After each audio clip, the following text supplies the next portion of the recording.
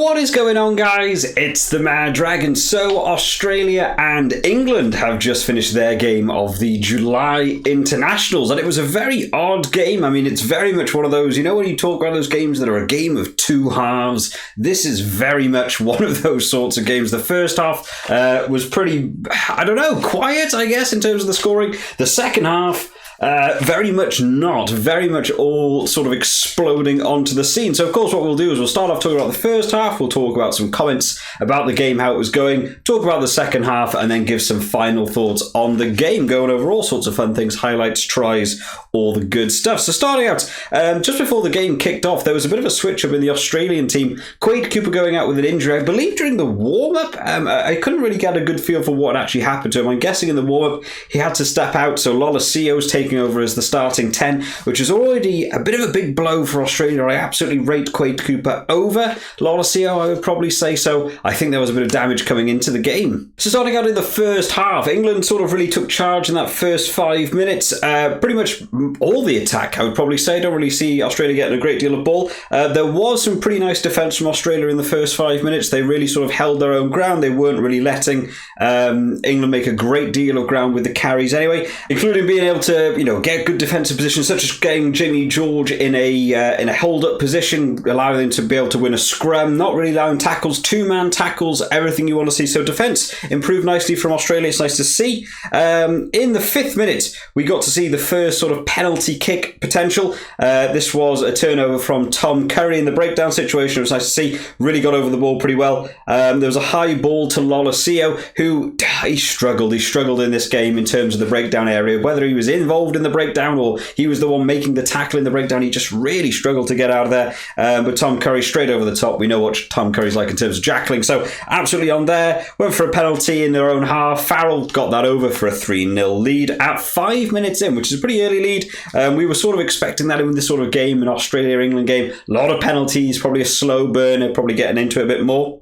And then from the 5-minute marker all the way through to probably about the 20-minute marker here, I've got 21 is where the next sort of main action comes. It is basically just general running play. Neither team really took charge of the game in that first 20 minutes. It was sort of alternating between England's attack. They'd cause a knock-on, then Australia would be on attack. They might cause a penalty. They have a line-out. Someone would sort of disrupt the line-out. It was a bit mishmash. I've got an awful lot of penalties. There was a penalty in the 9th minute to Australia, the 12th minute to England, the 14th minute to England, the 15th minute to Australia. Yeah, it was alternating. No one really taking charge of the game. We did see a bit of an improvement, though, for anyone who watched the England versus Barbarians match report we did. England seemed to be much better in terms of the recycling of the ball and the speed of the ball from rucks that we saw in that Barbarians game was pretty poor, to be fair. In this game, they've certainly stepped it up. Danny Kerr had access to the ball immensely quickly. So obviously a bit of work's been done at the breakdown there. And ultimately, this eventually led, in terms of the breakdown situation, to another penalty, which came from an illegal turnover. But you know what? It was a pretty good defence. There's actually started up with a potential try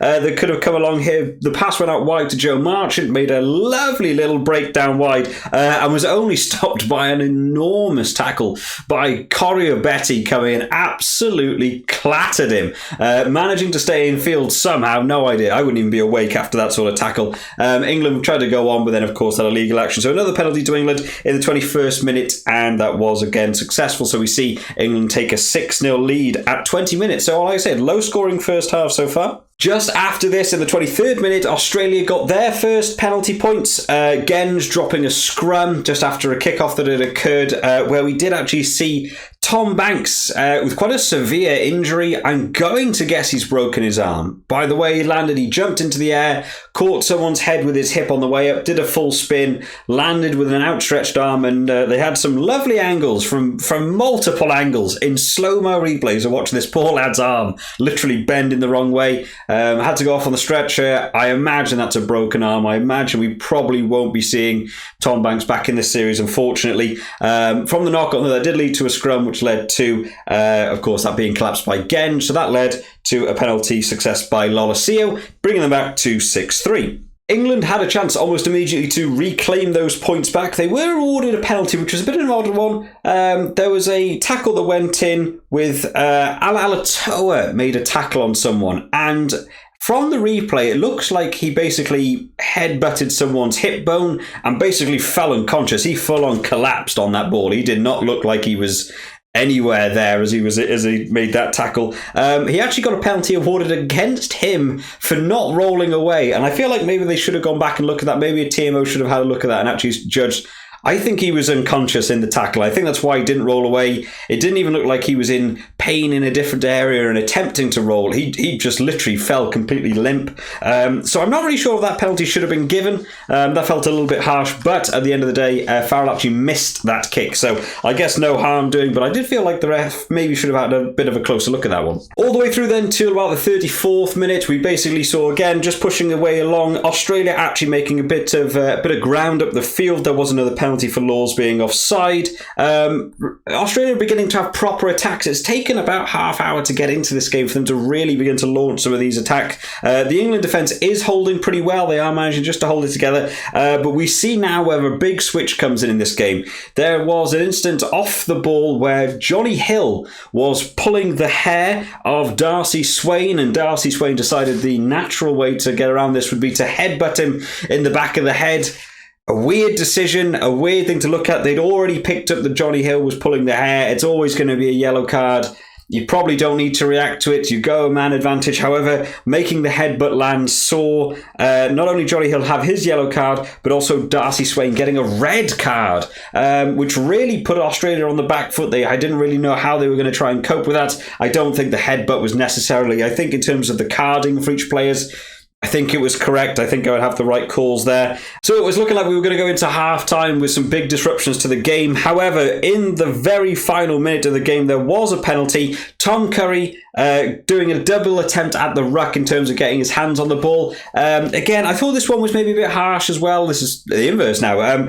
The Australian player landed with the ball, but didn't look like he landed very cleanly. Didn't really present the ball back to his own side. Tom Curry actually got over quite cleanly. It was just that the ball wasn't presented by the time he got over the ball. So I feel like maybe a bit harsh on him. He was in the right position. It was actually that the Australian player was so slow handing the ball back that the reason why he didn't get the ball there. But referee gave that, so that was another penalty. Lolosio kicking that over. So at half-time, we went in 6-6, a low-scoring first half. In terms of like half-time notes, not really a lot to talk about. It was quite a scrappy game, to be fair. No team really taking the advantage. Both teams fairly even in terms of both attack and defence in terms of the scoreline. I've just put down that it was a tough game, lots of handling errors. Lots of penalties. Like I said, no real momentum being generated there. Neither team has taken charge of the scrums or the lineouts. Now, the lineouts was an area in the preview video that I absolutely expected England to take charge of, which meant basically Australia would have to push for the scrums, but it seemed even. Everyone was winning their own scrums. Everyone was just winning their own lineouts. Really, no one taking advantage there. I had England were carrying the ball better, but I would say Australia were defending better. So again, they sort of nullified each other out. Bit of a weird first half, but the second half is, of course, where it all begins to get a little bit crazy. So Australia came straight out of the blocks in the second half, getting themselves a penalty kick just in the 42nd minute. Basically just England going off feet at the breakdown.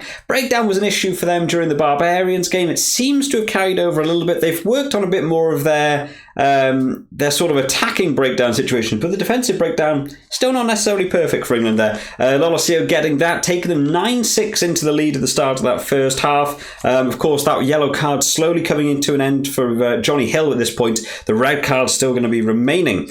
In the 46th minute, we had an England penalty. The Australia tackler not rolling away. They managed to kick to corner. Again, there was a compound penalty here. The England went for the driving maul. Australia in at the side of the maul. So another penalty coming there. They collapsed the maul. Kicked to corner again. Went to another maul. And then this time there was a much stronger driving maul. Much better setup. Really getting a lot of power behind it. And then we had Ellis Genge break away from the back, managing to get himself over for a try. So just before the 50-minute marker, really, we had a Ellis Genge try. But Farrell did miss that conversion. So again, these score lines are only going up in little increments here. No one, again, really taking charge. Kicking rate for Farrell, not necessarily the best in this game. I think he will have been unhappy with a couple of the misses that he's had throughout this game. All the way through now to the 55th minute, and we see another England penalty coming in now. The Australia began to compound penalties. That red card was beginning to affect them a little bit more now. You could feel the players were getting tired. You definitely felt a confidence shift in this point. England were beginning to get on top. Lolosio still struggling in terms of that breakdown. He found himself on the wrong side of the breakdown at least 3 or 4 times within the space of a few minutes. He's just not really in position. Australia looking tired, and England are just beginning to find those little bits of room opening up. Of course, being a man down, space is a little bit wider. They were beginning to pick up a couple of those options. Australia literally going to be hanging on through the very skinnier teeth there. In the 57th minute, there was an Australia penalty. Came from huge pressure from England on the attack, on the Australian 5-metre line, defending like anything. Michael Hooper, the man you want, the absolute talisman of Australian rugby, coming in there, managing to get in the breakdown, sealing off that ball, ripping it out the player. Absolutely brilliant. Great picture for the referee to say, yep, he got over that ball. I think he played really well there. In terms of tackle rate and turnovers, Michael Hooper playing out of his skin in this game. Really good game from him. Unfortunately, the rest of the team not backing him. Only 2 minutes later, we got to see another penalty. Big pressure coming in from England. Freddie Stewart with a lovely little kick downfield, chasing his own kick, putting huge pressure on Lolosio, not really knowing where he was going to go with it. Real difficult to deal with. Australia just seem to be attempting to kick the ball at this point. They're really not in control. They're really not having any sort of foothold. They weren't using the backs at all. Like I was saying in the preview video, is how I thought they'd come about winning this game. Need to unleash these backs. Instead, they were playing 1-phase, 2-phase box kicking. Lolosio was just kicking downfield. Karevi had quite a few kicks himself. They just didn't really seem in control at this point. So there was another penalty there, which England did kick and went 14-9 up with only 20 minutes left. We're into the final quarter now. England only ahead by 5, so not out of reach for Australia, but we felt like it was beginning to slip away. That is until 5 minutes later when we have Jordan Petaya's try. Australia, for whatever reason, obviously had a bit of a team talk and just stepped it up that little bit of a gear. Australia having the best attack of the game. It took 65 minutes to come around, but they finally started utilising the backs, utilising their centres, using some smash balls through, spreading it wider, finding room. All these key things we were saying in the preview videos. I really want to see these backs unleashed. We finally got to see it. It took 65 minutes for them to settle,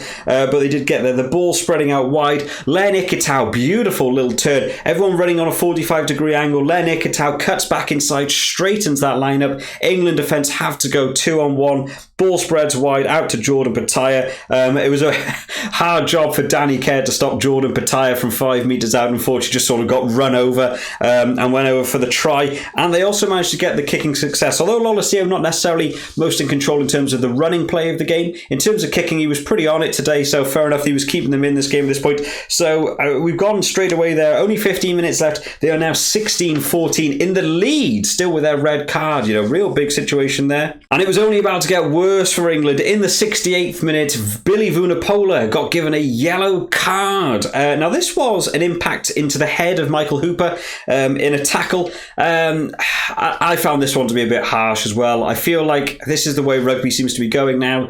Pretty much any contact with the head is just an automatic yellow no matter what. For me here, I feel like there was a second tackler coming in who took Michael Hooper's legs. He was falling to the ground. Billy Vunipola was also pretty hunched over, and it was a shoulder to the head contact. I didn't think there was a lot of force. He didn't come from deep. There was a tackler involved, both people dropping. I would maybe have given a penalty here. I would maybe even said it was a rugby incident, but the ref went for a yellow card. It was agreed by all refs and the TMO. They know more than me about the world of professional refereeing, but you know, I think that was a really harsh one, but a real key area of the game. But only a minute later, we got to see the try coming in from Fainga. Now, this was a lovely, well-worked try. Again, Australia just started settling now. After being pretty much out of it, I would say, for a good portion of the game in this second half, they really started to get a bit of a foothold. That yellow card gave them a great boost. They were now on even terms in terms of numbers. The space was opening up. England lost their advantage in the scrum, so Australia started using the backs far more now as well. Using the backs, I've got down here Karevi making great room as well, breaking up the backs. They managed to get through. There was a driving maul and Fainga breaks away for the try. Absolutely lovely going over, and another successful conversion from Lolosio. So already we're now at 23-14 to Australia. Only 10 minutes left. What can happen in 10 minutes, you say? Well, here we go. Get ready for a roller coaster ride of some scores. The final 10 minutes was pretty much just dominated.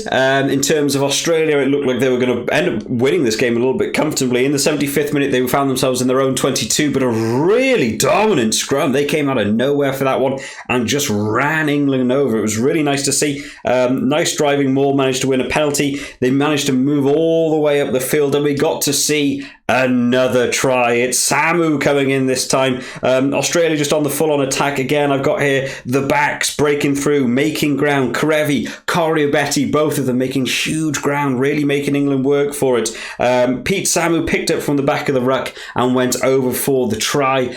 So nice to see him getting over for a try as well now. And the conversion there from Lolosio. Now, this scoreboard is slowly beginning to get further and further away from England. It's beginning to get into a bit of trouble now. They knew they had to try and react. So in the 80th minute, or 79th to 80th minute, we get to see Harry Arundel come onto the field in the final minute of the game. What a weird call from Eddie Jones just to chuck him on at the end. But he managed to get himself a try with the first touch of the ball. An incredible situation. And not an easy try by any means. He got the ball near enough to the halfway line. He managed to break through one tackle, ran through, broke through two more tackles, and got himself over for a try on his debut. Really nice to see. Farrell did actually manage to get that conversion, even though that felt way harder than some of the others. Pulling the score back at that little bit, and then just before the end of the game, it was so hard to keep track of all this. England began their next attack. They tried to spread the ball wide when Lolosio came out of nowhere and just slapped the ball down onto the ground. An immediate yellow card for Lolosio. He thought he basically won the game for them. I'm not sure why he was so happy. He was clearly a deliberate knock-on. Granted, he didn't let the guy sort of make the room around him, but he left the field smiling. He was really happy with that decision. I thought that was a bit of a weird one. They went back then. They had their penalty go. Arundel, again, second touch of the ball. Huge break, made about 40 to 50 metres on his own. Absolutely brilliant. There was a huge try-saving tackle coming in from Australia that managed to stop him. It could have been 2 tries in 2 touches. Would have been absolutely brilliant. They went for the pick and go. They kept Australia on the line. Australia holding just enough. When out of nowhere, Portelier, who's just come onto the field, picks up the ball from the back of the ruck, does a little show and go, and dives over the line for himself. He's only come on at the same time as Arundel. They both came on for the final minute, both making their debut and managing to both score a try right at the end. There was another successful conversion coming in, which meant that the final score was 30 points to 28. An incredibly close scoreline. And if you told me at different areas of the game that would have been the final scoreline, I wouldn't have believed you. England seemed so in control in that first half, but just weren't getting the points. But you felt like it was about to snowball in that second half, and they just couldn't get it. And then in that final 10 minutes, Australia felt so dominant. They felt completely over it. It felt like England couldn't do anything to stop them.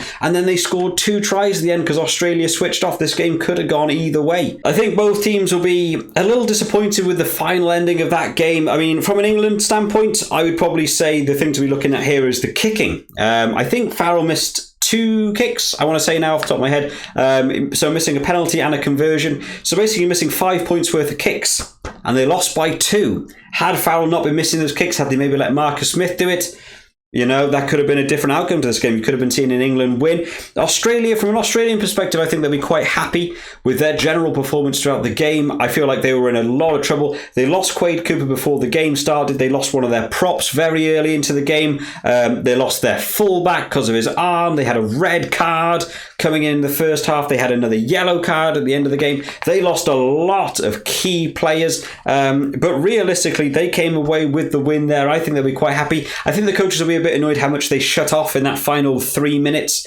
They basically just decided they'd won the game and so sort of stopped playing. Never do that against a team like England. They'll always come back and score some tries. They've got a bit of momentum now going into the second game. This scoreline could have been 30 points to like 14 had they not just allowed those tries at the end. And that's a much bigger score difference. That's a much bigger stamp on this as a test. But yeah, I think both teams will have a lot to work on going into the second test. Handling and discipline is going to be the 2 big ones I want to see improved. I think from an Australian perspective, the scrummaging is looking good. Some of the dominant scrums towards the end of that game looking really good. They can build on that. They can compound on that. The England set pieces weren't as good as I expected, to be honest. I was really expecting them to be able to dominate that line out, especially with the red carded lock for Australia. You expected so many jumpers at England line out to really try and disrupt it. There were a couple of turnovers. Johnny Hill actually did quite well in terms of the line out. But there was no real sort of dominance in that area at all. Lineouts felt like pretty much whoever's ball it was going to win the lineout. In terms of the scrummaging, we saw Genge collapse a couple. We didn't really see that scrum working well, and then we saw it sort of get run over. So set pieces for England is going to be a big thing for them to work on. I feel like this game was here for England to win, and the fact they haven't done this almost in a very similar fashion to what happened in the Barbarians game, that final 10 minutes just not seeing out the game and just conceding a bunch of points towards the end is really beginning to let England down. This defence is not where it was a few years back, where they used to just kick the opposition the ball and just win 1,000 penalties. I think there's a few things that Eddie Jones will need to be working on. But in terms of Australia, I think a decent win. I think they'll be happy, given all the circumstances they had to get around in this game. I think they'll be pretty happy with that win. And they may potentially be looking towards a series win, to be honest, because I think England have got far more ground to try and make up than the Australian team. But there we have it, guys. That is going to be the match report for the Australia-England game. We did already do one for the New Zealand-Ireland game, so if you haven't seen that one, go and check it out. Hopefully my audio is going to be slightly better on this one. I have a new PC. I've been trying to work on some of the settings. I've literally set it up 2 days before the games at like 8 a.m. It's been quite hard to sort out. So if you've enjoyed this one today, make sure to drop this a like, and to keep up to date with all of the match reports we'll be doing for all of the July international games that we can cover, make sure you are subscribed just to keep up to date with all the latest videos as they come out. I hope you've all enjoyed today, guys. I will see you all next time. Bye-bye.